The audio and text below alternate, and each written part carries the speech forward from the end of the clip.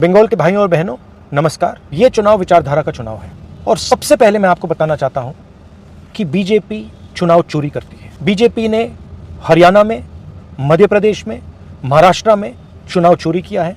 SIR चुनाव चोरी करने का तरीका है। बीजेपी की विचारधारा और कांग्रेस की विचारधारा देश में लड़ रही है।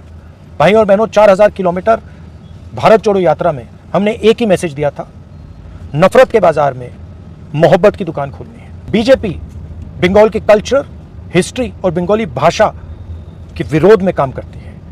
बीजेपी के नेता कहते हैं one nation, one language, one religion.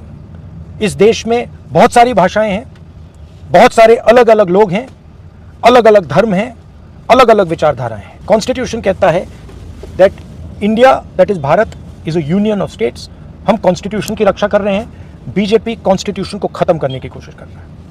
भाइयों और बहनों, अगर ममता जी ने साफ सुथरी सरकार चलाई होती, अगर ममता जी ने बंगाल को पोलराइज नहीं किया होता, तो बीजेपी के लिए रास्ता नहीं खुलता।